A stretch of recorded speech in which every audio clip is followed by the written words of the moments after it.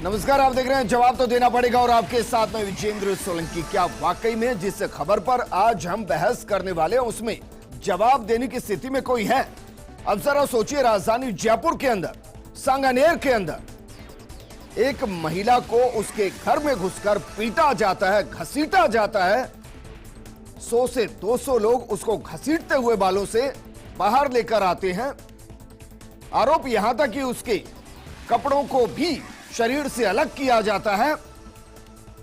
और कमाल की बात यह है कि यह घटना आज नहीं घटी है, यह घटना कल भी नहीं घटी है, यह घटना घटी है 20 तारीख को, यानी आज से 12 दिन पहले। कमाल की बात यह है कि 12 दिन के बाद जब यह मामला कल खुलता है तब समझ में आता है कि यह मामला कितना गंभीर। तो क्या इस गंभीर मामले के अंदर गंभीर जांच की गई? क्या इस गंभीर मामले के अंदर गंभीरता दिखाई गई? सवाल इन सब के बीच में यह भी है कि एक महिला जो उसी समाज की, मुस्लिम समाज की महिला, उसके साथ मारपीट करने वाले उसी समाज के, तो आखिर महिला ने ऐसा क्या किया कि उसके घर में से उसके बाल को खींचकर घसीटते हुए बाहर लाया गया और उसके साथ हदों को पार किया गया? सवाल यह भी है कि 20 तारीख के घटनाक्रम को लेकर पुलिस ने मामला कब दर्ज किया? सवाल यह भी है कि जिनको नामजद किया गया उनको गिरफ्तार कब किया गया? और सवाल यह भी है कि इस महिला के साथ जो किया गया वो क्यों किया गया?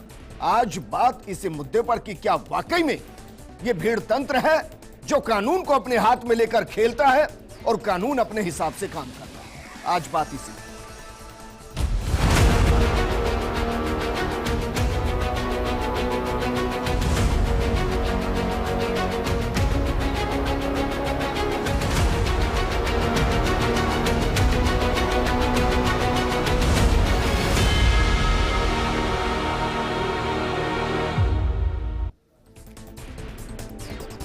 इस मुद्दे पर बात करें उससे पहले मैं एफआईआर में जो लिखा गया है उसमें से थोड़ा सा अंश आपको पढ़कर बता रहा हूं ताकि आपको एहसास हो कि जो घटा है वो कितना विभत्स घटा है।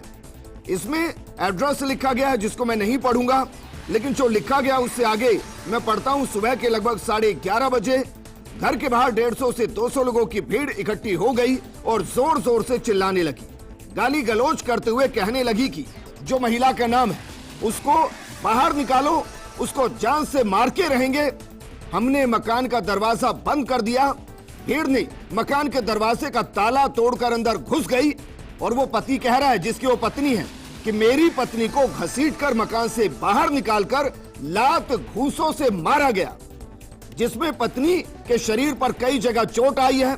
मारपीट करने वालों में अब उन सारे आरोपियों के नाम है: नासिर, राशिद, आरिफ, इरफान, इकराम, देशवाली, एजाज, कलाम, शानू मन्ना। ये वो लोग जिन्होंने ये सब किया। इन लोगों ने मेरे घर के अंदर घुसकर मकान में तोड़फोड़ कर मकान में रखा सामान, फ्रिज को तोड़ दिया और मेरी पत्नी के मकान के अंदर से मारपीट कर घसीट कर बाहर निकाला गया। मेरी पत्नी के साथ मारपीट की गई और मेरी पत्नी के कपड़े तक फाड़ दिए गए। यह एफआईआर में लिखा गया है, इसमें अनेकों धाराएं दर्ज की गई हैं। लेकिन सवाल यह है कि यह घटना घटने के बाद कितने दिन में इनको, जिनको नामजद किया गया, उनको गिरफ्तार किया गया? सवाल यह भी कि महिला ने ऐसा क्या गुनाह किया था कि उसके साथ इस हद तक ज्यादती की गई? इस मुद्दे पर बात करने के लिए हमारे साथ मौजूद हैं कांग्रेस नेता नितिन सारस्वत जी, बीजेपी प्रवक्ता निमिषा गौड़ जी, बीएचपी प्रवक्ता अमितोष पारिक जी, हमारे साथ मौजूद हैं राष्ट्रीय मुस्लिम महासभा के अध्यक्ष सैयद साहिब आलम साहब। सैयद साहिब आलम साहब, शुरुआत आपके साथ ही सर। ये जो काला चश्मा लगा है सर, ये आई फ्लू की वजह से तो नहीं लगा? अगर नहीं लगा तो मेरा सवाल यह है कि काला चश्मा क्या इसलिए पहन लिया गया कि इस तरीके की घटनाएं समाज में घटे, कम से कम हमें देखनी ना पड़े? सर, वाकई समाज में अब ऐसी घटनाएं होने लगी हैं कि शर्म आने लगी है। अब तो मैं समझता हूं कि तमाम वो बुद्धिजीवी वर्ग और वो तमाम सो कॉल्ड लोग जो महिला सशक्तिकरण की बात करते हैं, उनकी आंखें फूट गई हैं। उन्हें चश्मा लगा लेना चाहिए। मैं इस समय अजमेर में मौजूद हूं मेरे आई फ्लू हुआ है, उसके जी। सिम्टम्स हो रहे हैं और मैंने ये चश्मा इस्तेमाल किया है, लेकिन इस निंदनीय जो घटना हुई है, ये जो अपराध हुआ है, वाकई में शर्मसार हूं कि मेरी आंखों पे ये चश्मा जो लगा है, ये सामाजिक सरोकार को देखते हुए ये दोहरे मापदंड का चश्मा क्यों? समाज एक तरफ तो महिलाओं की सुरक्षा की बात करता है, जी। बेटी बचाओ बेटी पढ़ाओ महिला सुरक्षा की बात लेकिन करता सर ये है, बताइए और उस आज महिला का बेटी गुनाह के क्या साथ था? ये आपको हो पता रहा है महिला का गुनाह क्या था? क्यों महिला के साथ ये किया गया? जी, आप जानते बताइए। हैं? नहीं, बिल्कुल नहीं सर, मैं अभी जस्ट अभी कनेक्ट हुआ, बताइए सर मुझे। चलिए सर, मैं आपको बताऊंगा, लेकिन हमारे साथ कुछ और लोग जुड़े हैं, जरा उनसे भी बात कर लेते हैं एक बार। नितिन, ये क्यों किया गया महिला के साथ ऐसा? देखिए, मैं सबसे पहले कहना चाहता हूं कि ये जो घटना हुई है ये बहुत ही दुर्भाग्यपूर्ण थी, लेकिन सबसे पहले मुझे लगता है कि हमें हमारे जो पुलिस की कांस्टेबल हैं धोलीबाई जी, उनको सलाम करना चाहिए। जिस बहादुरी से उन्होंने अपने कर्तव्य को निभाया, अपनी जान को भी जोखिम में डालकर जिस तरीके से उस महिला को बचाया है उन्होंने, जिस तरीके से अपने कर्तव्य को, आज पूरे राजस्थान को उनका मान करना चाहिए, उनका सम्मान करना चाहिए।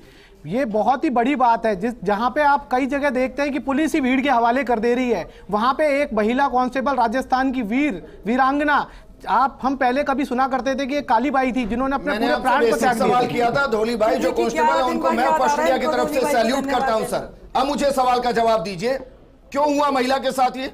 देखिए, मैंने इसके अंदर सुना है और मालूम भी किया है कि वो महिला मानसिक रूप से विक्षिप्त थी। उन्होंने कुछ अपने गेट के आगे कुछ ऐसे भी कुछ असामाजिक शब्द भी जो समाज में नहीं है उस तरीके के शब्द लिखे थे। कुछ अन्य घटना और अन्य चीजें भी लिखने पे कई लोगों का आहत होने की बात है। कई लोगों से और भी खबर है जो मैंने भी देखा कि असामाजिक तत्वों के साथ साथ। आलम साहब, आप रुकिए एक मिनट, रुकिए एक मिनट, नितिन बोलते रहिए, एक मिनट निमिषा कोट मैम, एक मिनट, अभी तो डिबेट ओपन ही हुई है, प्लीज मैम विद रिक्वेस्ट, एक मिनट निमिषा जी, आप विमेन एम्पावरमेंट की बात एक मिनट शहीद आलम साहब, एक मिनट के लिए रोक रहा हूं। हाँ नितिन, कंटिन्यू करते रहिए, बताइए क्या गुनाह था उसका?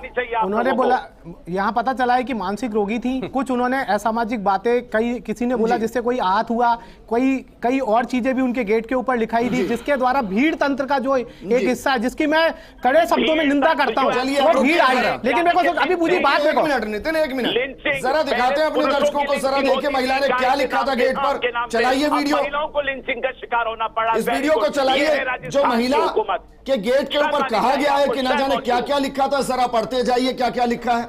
लिखा गया अखंड हिंदू राष्ट्र। अब ये आपत्तिजनक है या नहीं, आप तय कीजिए। लिखा हुआ है जय श्री राम, लिखा हुआ है हर हर महादेव, कमल का निशान है, नीचे लिखा हुआ है वोट फॉर बीजेपी। अब मुझे यह बताइए नितिन, इसमें से जय श्री राम आपत्तिजनक है, इसमें से हर हर महादेव आपत्तिजनक है, अखंड हिंदू राष्ट्र आपत्तिजनक है, इसमें से वोट फॉर बीजेपी आपत्तिजनक है। क्या आपत्तिजनक है इसमें, जिसमें महिला को बालों से घसीटते हुए घर से बाहर निकाला गया, उसके साथ मारपीट की गई, उसके कपड़ों को उसके शरीर से अलग किया गया? कौन सा गुनाह इनमें से? विजय जी, मैंने बिल्कुल सबसे पहले कहा है कि जो भीड़ तंत्र ने जो किया है, हमने तुरंत उसी दिन एफआईआर दर्ज की। आज सारे जो आरोपी हैं वो सलाखों के पीछे हैं। आपको दो अंतर समझने पड़ेंगे। जहां एक आप मणिपुर में देखते हैं, पहले वीडियो आता है, फिर वो वायरल होता है, फिर मीडिया का प्रेशर बनता है, लड़कियों को नग्न घुमाया गया था वहां पे, और मीडिया का प्रेशर बनता है, उसके बाद एफआईआर होती है और उसके बाद में कार्रवाई होती है। और यहाँ पे एक हमारी राजस्थान पुलिस की कांस्टेबल पुलिस कार्रवाई करती है, वो बहादुरी से उस महिला को बचाती है। उस पहले एफआईआर होती है, कार्रवाई होती है, तब ये मीडिया में आता है। एफआईआर तो बिल्कुल एफआईआर आपने की है, गंभीर धाराओं के अंदर मुकदमा दर्ज किया गया है। नितिन एक मिनट, अमितोष, जो धाराएं लगाई गई हैं, क्योंकि आप वकील भी हैं, तो अगर मुमकिन है तो इन धाराओं के बारे में सर बताइए। धारा 143 बिल्कुल हाउस ट्रेसपास, किसी भी बिना किसी इजाजत के किसी के भी घर में बिना किसी परमिशन के घुसने को हाउस ट्रेसपास कहते हैं। 341 रॉन्गफुल कन्फाइनमेंट होता है, जिसके लिए किसी को भी उसके एरिया से बाहर जाने के लिए रोका जाए, पाबंद किया जाए, वो रॉन्गफुल कन्फाइनमेंट है। 323 हर्ट की डेफिनेशन होती है, किसी को भी मारा जाए, वो 323 में आता है। 452 ट्रेसपास का ही ऑफेंस है।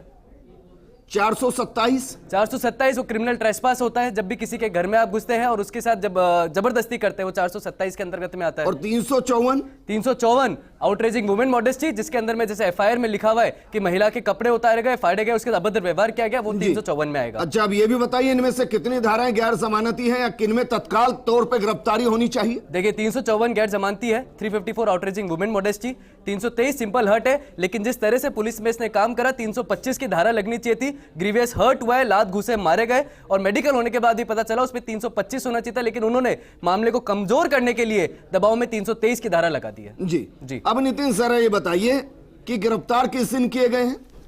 देखिए, इनकी लगातार सेम डे एफआईआर करी। सबसे पहले तो आपको ये समझना पड़ेगा उस भीड़ तंत्र के, जहां मणिपुर में मैं क्या पूछ रहा हूं, कर दिया गया, मैं वही बता रहा हूं। देखिए मेरे पास मणिपुर को मणिपुर के दिन डील कर लेंगे। मैं आपसे नितिन जो बेसिक सवाल कर रहा हूं उसका जवाब दीजिए। ये एफआईआर किस दिन लिखी गई है? ये भी सेम डे, उसी दिन एफआईआर लिखी गई। ठीक है, जब महिला ने तत्काल कहा, तत्काल जो अच्छे। अब बताइए आरोपियों, एक मिनट अमितोष, उस महिला को गिरफ्तार कब किया गया है? आरोपियों को संडे को गिरफ्तार किया, लगातार छापेमारी की गई, उन्हें ढूंढा गया, और आज हर आरोपी जेल की सलाखों के पीछे, हर आरोपी जेल की सलाखों के पीछे। यहाँ पे आप नितिन आप कहना क्या चाह रहे हैं? भाई जब पुलिस वहां पर थी, उनके साथ मारपीट की जा रही थी पुलिस की मौजूदगी में, तो भाग कैसे गए वो? देखिए, सबसे पहले उन महिला को बचाना हमारी पुलिस का सबसे बड़ा कर्तव्य था। हमारे केवल 3 जवान जब शुरुआत में इंफॉर्मेशन आई, 3 लोग पहुंचे और उन्होंने महिला को छोड़ा नहीं, अपनी जान की परवाह किए बिना उनको छोड़ा नहीं। और मैं वही गोलीबारी की कहानी कहता हूं। कह रहे हैं कि वहां हालात इतने खराब थे कि पुलिस को भी जान से मार देते। जहां पे 200 लोग हो और अगर 3 लोग हो, लेकिन पुलिस ने अपने कर्तव्य को निभाया। और इसीलिए मैं आपको कह रहा हूं कि यही अंतर है भाजपा और कांग्रेस की सरकारों में, जहां पे पुलिस। अब सर बताइए, क्या सांगानेर में किसी को पता नहीं चला कि जिस महिला ने अपनी दीवार पर अखंड हिंदू राष्ट्र लिखा, जिसने कमल का निशान बना दिया, जिसने वहां पर वोट फॉर बीजेपी लिख दिया, और इस वजह से उस महिला को मानसिक विक्षिप्त कहा जा रहा है, क्या बीजेपी को अपने कार्यकर्ताओं की या सपोर्टर्स की इतनी भी परवाह नहीं कि उनके कपड़े शरीर से उतार दिए जाए और 7-7 दिन तक गिरफ्तारी ना हो? और बीजेपी आज प्रदर्शन करती है, यह प्रदर्शन उसी दिन क्यों नहीं किया गया? लाखों की संख्या में पूरे राजस्थान से न केवल भारतीय जनता पार्टी के कार्यकर्ता, आम आवाम भी आज आया जयपुर के अंदर इन्हीं घटनाओं की पुनरावृत्ति को रोकने के लिए। मैं आपसे क्या पूछ रहा हूं, 20 तारीख को घटना घटी है, 20 तारीख से और 31 तारीख के बीच में आप मुझे बताइए बीजेपी के प्रवक्ता, नेता, कार्यकर्ता कहां थे जब एक महिला के साथ यह किया गया? दौसा, बाड़मेर, करौली, मैं सांगानेर के मालपुरा की बात कर रहा हूं मैम। हर जिले की घटना। सबसे पहले तो ये बताइए, आपको जानकारी थी भी कि घटना घटी या नहीं घटी? जानकारी है विजेंद्र जी, आप मुझे बोलने का अवसर तो दीजिए। धारा प्रवाह, नितिन जी ने झूठ बोले। एक महिला पीड़िता को इन्होंने आपके चैनल पर विक्षिप्त बताया, मुझे घोर आपत्ति है इस पर। आप विक्षिप्त हैं, आपकी वो भीड़ विक्षिप्त है, ना कि वो महिला विक्षिप्त है जिसने अपने घर के बाहर हिंदू राष्ट्र अखंड भारत लिखा हुआ है, जय श्री राम लिखा है। विक्षिप्त आपकी मानसिकता है, और कांग्रेस का हर वो नेता विक्षिप्त है जिसने उस महिला को विक्षिप्त बताने का दुस्साहस किया। अब मैं सवाल कर लूं मैम, अब बताइए 12 दिन से बीजेपी के नेता कहां थे इस घटना पर? देखिए, आज जो घटना राजस्थान में कांग्रेस की सरकार है, कांग्रेस की सरकार ने 20 तारीख से 31 तारीख के बीच में बीजेपी के नेता कहां थे इस घटना को लेकर? 11 दिन के बाद राजस्थान की कांग्रेस सरकार जागी है और गिरफ्तारी करके। अरे मैम, ये पूछ रहा हूं, जो बीजेपी के नेता सोए हुए थे 11 दिन से, उनको पता नहीं चला कि क्या घटना घट गई? देखिए, उनको पता चला, इसीलिए हर जिले की आवाज उठाने लाखों की संख्या में आज जयपुर में महाघेराव हुआ है। वो हर उस आम आवाम की आवाज है। नहीं आप मुझे एक बयान बताइए, एक बयान बताइए जो 20 तारीख से और 30 तारीख के बीच में आया हो। कोई बांसवाड़ा डूंगरपुर की इंटीरियर घटना नहीं है मैम कि घट गई और पता ना चले। जयपुर के अंदर घटी घटना है, और जयपुर की घटना पर अगर बीजेपी को यह ना पता चले कि उसको सपोर्ट करने वाले के साथ क्या हो रहा है, तो क्या संदेश जाएगा? लगातार बोले जा रहे, मुझे बोलने का आप बोल ही नहीं रहे टॉपिक पर। मैम देखिए विजेंद्र जी, मैं टॉपिक भी बोलने आई हूँ। आप बताइए, चलिए जनता पार्टी मैं फिर एक शांति से सवाल कर रहा हूं मैम आपसे। 20 तारीख से और 31 तारीख के बीच में इस घटना को लेकर बीजेपी ने कितनी प्रेस कॉन्फ्रेंस की? उस परिवार की, उस महिला से मिलने आपका कौन सा नेता गया, बताइए जरा। देखिए विजेंद्र जी, ये जयपुर के मालपुरा की घटना भयावह है। भीड़ तंत्र पर हावी एक महिला जिसने अपने घर के बाहर अखंड राष्ट्र लिखा है, लेकिन बाड़मेर, अलवर, दौसा, मैम फिर आप घूम गए। भाई मैं बेसिक सवाल कर रहा हूं, क्या हक नहीं मुझे सवाल करने का? बिल्कुल हक है। बीजेपी के कार्यकर्ताओं को हक नहीं पूछने का कि भाई कल को अगर उन्होंने लगा दिया ऐसा और उनके आज साथ ऐसी लाखों घटना की घट गई संख्या में तो आपके कौन से हमारे नेता उनके साथ जाकर खड़े कार्यकर्ता होंगे? एकत्र इसीलिए हुए विजेंद्र जी, अमितोष, इन घटनाओं की पुनरावृत्ति हो रही है। देखिए विजेंद्र मानसिक जी, विक्षिप्त, आपके चैनल पर मैं मानसिक विक्षिप्त उस महिला को कहा गया है। मेरी नजर में वो 200 लोग मानसिक विक्षिप्त हैं जिन्होंने महिला के साथ ये किया है। लेकिन क्या वाकई में ये गुनाह हो गया कि एक मुस्लिम महिला अपने घर के बाहर जय श्री राम लिख ले, वो वहां पर हर हर महादेव लिख ले? इमाम हिंद तो श्री राम को मुस्लिम धर्म के अंदर भी कहा गया है। अमितोष जी, विजेंद्र जी, सबसे पहले तो मैं यहाँ सम्मानित पैनलिस्ट नितिन जी से बोलूंगा, जब मैं बोलूंगा तो बीच में मत बोलना। अपने क्रोध को जिस तरह से उस भीड़ ने उपयोग करा, आप यहाँ पे उपयोग मत करिएगा। दूसरी बात, एक हिंदू राष्ट्र लिखना, एक हर हर महादेव लिखना, एक जय श्री राम लिखना, आज ये सारी बातें कहां गायब हो जाती है जब यही कांग्रेस के नेता खड़े होते हैं, जब हिंदू और मुसलमान का एंगल दिया जाता है? ये कहां बातें चली जाती है जब एक कट्टरवाद का प्राथमिकता का उदाहरण एक पूरी भीड़ जो देती है उसको ये अज्ञात बोल देते हैं, ये उसको भीड़ का नाम दे देते हैं। लेकिन 200 जने, और मैं चुनौतीपूर्वक कहता हूं, ये वो 100-150 जने आज भी आपके सामने कह रहा हूं, प्रथम दृष्टया कोई गिरफ्तार नहीं करा जाएगा। क्यों नहीं करा जाएगा? क्योंकि जिस तरह से धाराओं के साथ हेर फेर किया, जिस तरह से धाराएं कम कर दी गई, जिस तरह से उस लड़की को एक मानसिक असंतुलित बता दिया, तो याद आता है मानसिक असंतुलित से, ये वही कांग्रेस की सरकार थी जिसे फारूक चिश्ती को, जिसे 100 लड़कियों से भी ज्यादा रेप करा था, उसको भी 2013 में मानसिक असंतुलित डिक्लेयर कर दिया गया था। तो क्या आज भारत के अंदर में एक व्यक्ति अगर हिंदू राष्ट्र लिख रहा है तो आपत्ति इनको हिंदू राष्ट्र नहीं हो रही है विजेंद्र जी? आपत्ति इनको यह हो रही है कि किस तरह से कट्टरवाद का यहां पर नाम दिया जाए। मुहर्रम के अंदर में बात समझ में आती थी, भीड़ को डिफाइन करा, वहां भीड़ बेसुस हो गई। आपको याद होगा कि मुहर्रम के अंदर में भारत के झंडे को भी इस्लामिक स्टेट के झंडे से कन्वर्ट कर दिया गया। वंदे मातरम ये नहीं कहते, भारत माता की जय ये नहीं लगाते। और आज जिस तरह से हिंदू राष्ट्र के ऊपर और हर हर महादेव के ऊपर में लोगों ने इस तरह का अभद्र व्यवहार कर दिया, तो सोचने बात है कि क्या भारत में आज इतनी नफरत की आग? लेकिन जय श्री राम को तो मुस्लिम समाज भी इमाम हिंद मानते हैं। नहीं, बिल्कुल ये वो कट्टर होंगे जो नहीं मानते होंगे, लेकिन ऐसा नहीं है कि सब ऐसे हैं। विजेंद्र जी, दिक्कत क्या हो रही है? मालपुरा में आज तक हिंदुओं के ऊपर पथराव करे गए थे, मालपुआ के ऊपर हर हिंदुओं के ऊपर में अत्याचार करा गया था। बार बार मुस्लिम जो है हिंदू को मारते थे, कभी मंदिर तोड़ देते थे, कभी लैंड जिहाद कर देते थे, कभी माइग्रेशन के नाम दिया जाता था। लेकिन अब आपत्ति क्या आ गई? कांग्रेस के प्रवक्ता यहाँ पे खड़े होकर क्या बोल रहे हैं? लेकिन आप ये कह रहे हैं इसमें गिरफ्तार नहीं हुए। इसमें अगर मैं गलत नहीं तो इसमें 7 गिरफ्तारियां अभी तक हो चुकी हैं। 7 हो चुकी है ना, पर कितने थे? 100 से 150 200 जने थे वहां पर, पूरी भीड़ थी। पूरी भीड़ तो अज्ञात में आ गई। और अज्ञात भीड़ का क्या होता है ये आपको भी पता होगा विजेंद्र जी। अज्ञात भीड़ के अंदर में सिर्फ दंगे होते हैं, जब हिंदुओं को तो ये नामजद कर देते हैं, लेकिन जब ये मुसलमान और जिहादियों की बात होती है तो वो अज्ञात भीड़ हो जाती है। और एक बात कहने वाली, जय श्री राम कहने वाली, मानसिक असंतुलित हो जाती है। मानसिक असंतुलित का उदाहरण वो था जब इनने माननीय सर्वोच्च न्यायालय में जय श्री राम के ऊपर में हलफनामा पूछा था कि राम का अस्तित्व क्या है। मानसिक असंतुलन का उदाहरण वो था जब ज्ञान वापी में मस्जिद बनाने के ऊपर केस में कुछ बोले नहीं, लेकिन ये मानसिक असंतुलन नहीं। ठीक है, लेकिन मैं तो इस मुद्दे पर ही रहूंगा। सईद साहिब आलम साहब, आप पहले तो डिफाइन कीजिए सर, मानसिक विक्षिप्त आपकी नजर में कौन? वो महिला या वो भीड़ जिसने महिला के साथ ये सब किया? शुरू से ही क्लियर स्टैंड रहा है, वो महिला विक्षिप्त नहीं है। वो जो उसे घेर रहे थे, उसे मार रहे थे, वो लोग विक्षिप्त हैं, वो जानवर हैं, दहशतगर्द हैं ऐसे लोग। अरे मैं कहता हूं कि ये आशुतोष जी जो बोल रहे हैं तो बहुत अच्छी बात बोल रहे हैं, लेकिन अखलाक, जुनैद, परवेज, तबरेज के साथ जब कांड होता था मॉब लिंचिंग जैसे, तब क्यों नहीं बोलते थे? आज जैसे मैं पक्ष ले रहा हूं उससे पक्ष लेना चाहिए। हमारे राजस्थान को आप सीरिया नहीं बना सकते।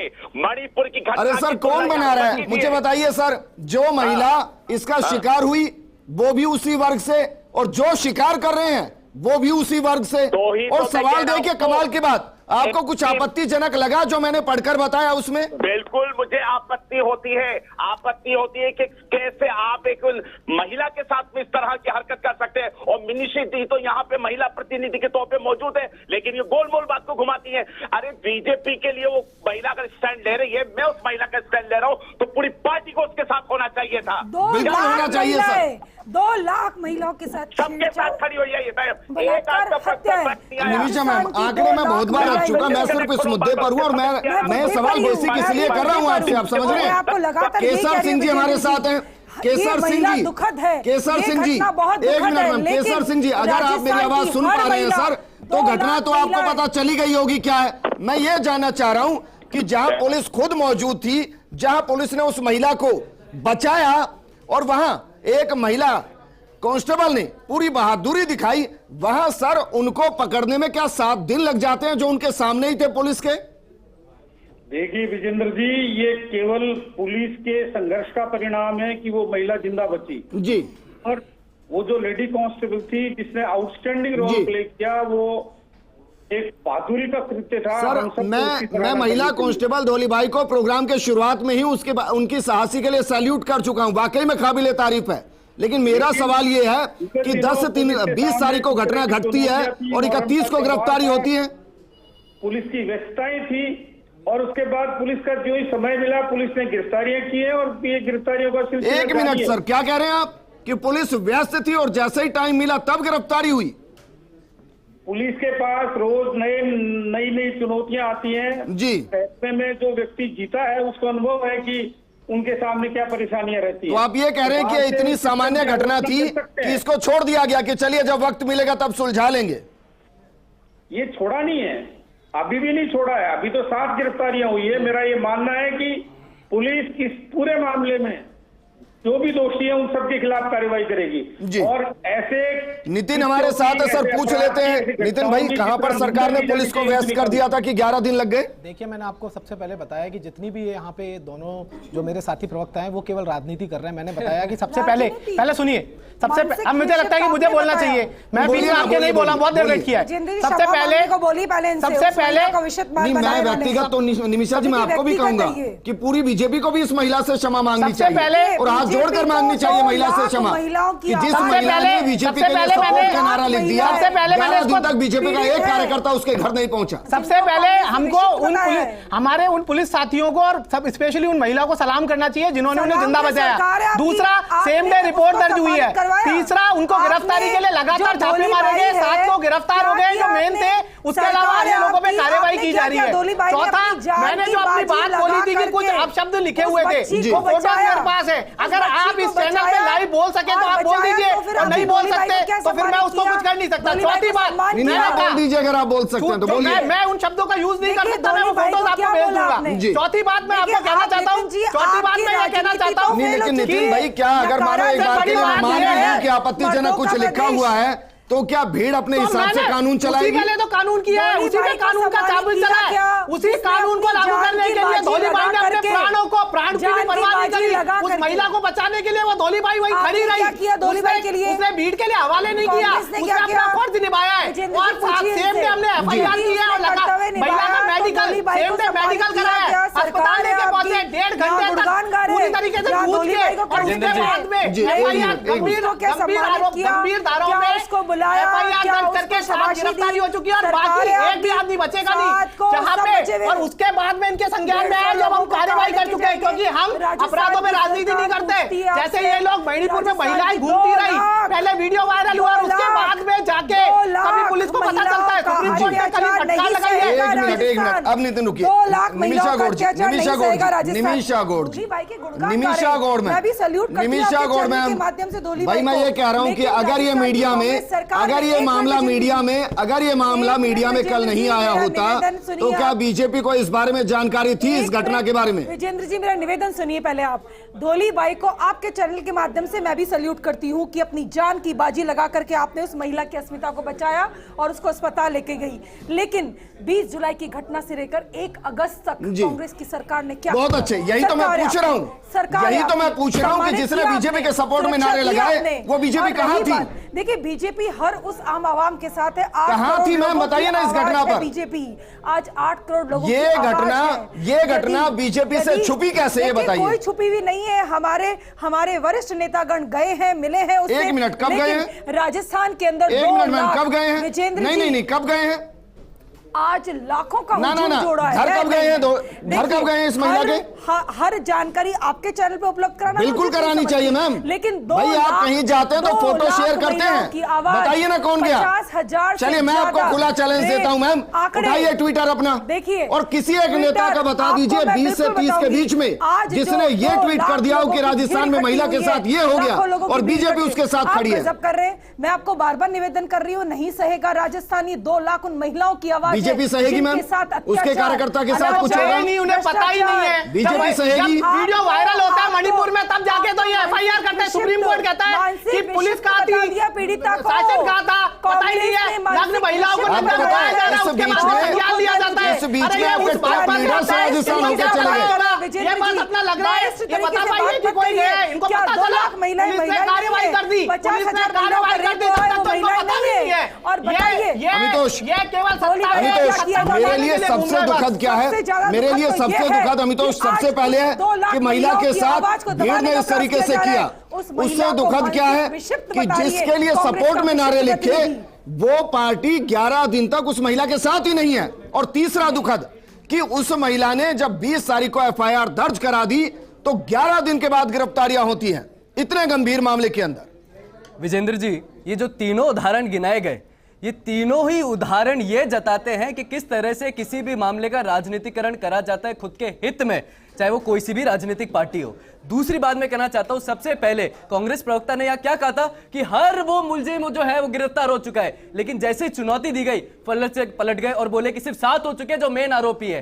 तीसरी बात ये कहते असामाजिक जो बातें लिखी गई थी, तो क्या असामाजिक बातों का ये हैवानियत करी जाएगी कि उस महिला को घर से निकाल के उसको खदेड़ के मार दिया जाएगा? अमितोष असामाजिक नहीं है। एक मिनट नितिन दे दीजिए, मैं भी उसको नहीं पढ़ना चाहता था, दे दीजिए आप। निमिषा जी पढ़ेंगी, पढ़िए निमिषा जी क्या लिखा था, आप भी पढ़ लीजिए। मैं पूरी बात दे दीजिए, आप भी पढ़ लीजिए। अगर वो आपत्तिजनक मैं तो नहीं कह रहा हूँ चलो कि हिंदू राष्ट्र है, हिंदू जय श्री राम हरे माधव के अलावा कुछ भी लिखो, उसको मार देंगे आप। ये पढ़ के सुना देंगे, आप पढ़ के सुनाइए। आपने क्या बायस न्यूज़ ये क्या बनाई है लिखा जो है, आपके पढ़िए। चैनल पे और भी मैं बताया से फोटो दिखा दूंगा, आपको समझ में क्यों नहीं आ रहा? ये लो मैं समझा रहा हूँ ना, पढ़िए ना। जय श्री राम अखंड। अब ये पढ़ नहीं पाए, क्या करें सर, मैं अब ये पढ़ नहीं पाए, अब ये भी नहीं पढ़ पाए। एक मिनट, एक तो आप यहाँ जिस तरह से 427 का इंक्रोच मत करो, मेरे दायरे में मेरी परमिशन। मुझे कहा मैं उन्हीं के दूसरी बात शो में एंकर जो लीड कर रहे हैं उन्होंने कहा मैं आपको पढ़ने सुना दिया। मैं देखिए आपके बीच में नहीं बोला ना। मानसिक विक्षिप्त महिला, आप खुद मानसिक मैंने विक्षिप्त कहा है। मानसिक रोगी के लिए बताया मुझे गया मैं बात कर रहा हूं। भीड़ का रोगी है, आप तो बोल ही नहीं पाती है। आप उस पार्टी नितिन पर्सनल नहीं, निमिषा जी पर्सनल नहीं। मैंने कहा ये उस पार्टी से है, चाहे कठुआ उन्नाव, चाहे मालपुरा में हो, चाहे ब्रजभूषण की पार्टी हो, ये हमेशा महिलाओं के आगे, इन्होंने तो महिलाओं के आगे तिरंगा रैली निकाली है। ये तो उस पार्टी से जो हमेशा महिलाओं के विरोध में रही है। इनके सहन नहीं हो रही है। आज मणिपुर में भी महिलाओं के अगेंस्ट है। अगर ये वायरल, एक मिनट अमितोष, ये सवाल मेरा वीएचपी से भी है। बिल्कुल है, और होना भी भाई 11 दिन तक वीएचपी होना भी चाहिए सवाल जी। ये विश्व हिंदू परिषद से भी होना चाहिए। तो कहां थी? मैं कंप्लीट कर रहा हूं। जिस अखंड भारत की हम बात करते हैं, हिंदू राष्ट्र की हम बात करते हैं, जय श्री राम के नाम पे हम चलते हैं और हर महादेव हम कहते हैं, तो ये सवाल आपका जायज है और न्यायोचित भी है। और इसीलिए आज इन जितने भी प्रवक्ता या कांग्रेस के प्रवक्ता जिस तरह से उस असामाजिक तत्वों को यहाँ पे डिफेंड कर रहे हैं, उन डिफेंड करने की बजाय जब मैंने आपके माध्यम से यहाँ पर चुनौती पूर्वक कहा है, उस काम को विश्व हिंदू परिषद ने फील्ड पर रहकर भी करा है, चाहे वो भारत के अंदर में किसी भी बात हो। मेरे लिए सबसे दुर्भाग्यजनक है कि सोशल मीडिया के दौर में जहां हर पार्टी ये कहती है कि अर्धपन्ना प्रमुख तक पहुंच गई है, वहां 10 दिन तक ये घटना किसी को नहीं पता चल रही कि क्या कुछ घट गया है। क्या ये वीएचपी का फेलियर नहीं है कि उसको पता नहीं चल रहा? भीड़ जुटी है, वो नजर नहीं आ रही है आपको? लाखों लोगों की भीड़ जुटी है जयपुर के अंदर इन्हीं घटनाओं की पुनरावृत्ति रोकने के लिए। सोती सरकार को आपके चैनल पर कहा भी पुलिस ने कि हम व्यस्त हैं,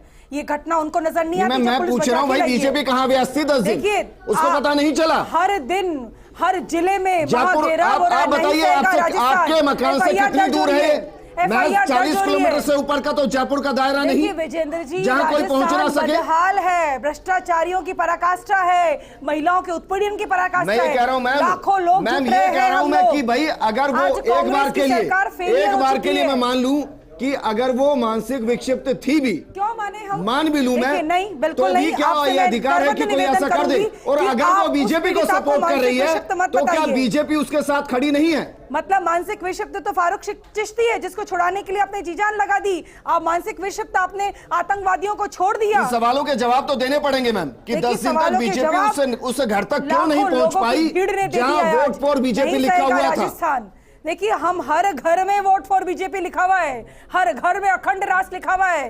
कांग्रेस मानसिक विक्षिप्त हो चुकी है क्योंकि कांग्रेस को हर व्यक्ति जो कहता है ये राष्ट्र अखंड राष्ट्र है। जवाब मैम, आप सवाल का जवाब दीजिए या मत दीजिए, ये पूछा जरूर जाएगा कि 10 दिन तक बीजेपी उस महिला के घर गई या नहीं गई, बीजेपी हर इसके उस बारे में महिला के जानकारी साथ लगी है, या नहीं हर लगी? उस महिला की आवाज उठा रही है जिसके साथ मैं सिर्फ अत्याचार हो इसकी रहा है, बात कर रहा हूं। जिसके साथ आज साहिब आलम साहब, दुष्कर्म हो रहा है, साहिब आलम साहब, हर महिला के क्या साथ वाकई में भ्रष्टाचारियों की क्या पराकाष्ठा हो गई वाकई है? में कट्टरता इस हद तक होगी कि सीमाओं को ही लांघ दिया जाए? जो वो भीड़ दिखाई दे रही है, मैं एक नैतिक तौर पर सवाल कर रहा हूं सर, जो वो भीड़ दिखाई दे रही है उसमें वहां के लोगों को तो सबको पता होगा ये कौन है, तो नैतिकता के आधार पर उनको खुद क्यों नहीं थाने लाया जा रहा कि साहब पकड़िए, इनमें से एक ये भी है? ये जिम्मेदारी तो सबको निभानी चाहिए। यू एब्सोल्युटली राइट विजेंद्र जी, मगर नैतिकता की, जिस नैतिकता की आप बात कर रहे हैं, अगर नैतिकता ही होती तो ऐसी घटना होती? और आज जी। ये जो मजमा बैठा हुआ है, जो डिबेट में शामिल है, आप बार बार कह रहे हैं बीजेपी नेत्री से कि आपकी पार्टी कहां स्टैंड ले रही है? आप अरे अजमेर नैतिकता बैठे तो कहीं चिश्ती बची जी, नहीं है। जयपुर किसी आके सियासी देखते हैं तो पार्टी आप में मालूम नैतिकता पड़ता है किसी आपको, समाज में हर महिला की नैतिकता आवाज बनी है आज की बीजेपी। तारीख में आप नैतिकता जयपुर क्या पधारते हैं भाव है? आज, हमारी लाखों लोगों ने बाप सचिवालय का बहन घेराव बेटों किया है। को अच्छा निमिषा गौर जी, बार बार आप इसको हाईलाइट कर रहे हैं। साहिब आलम साहब रुकिए जरा, मुझे बताइए इन 1 लाख के भीड़ जिसको आप कह रहे हैं, मैं उसको कोट नहीं कर रहा, जरा बताइए उससे उस महिला को क्या फायदा हुआ है?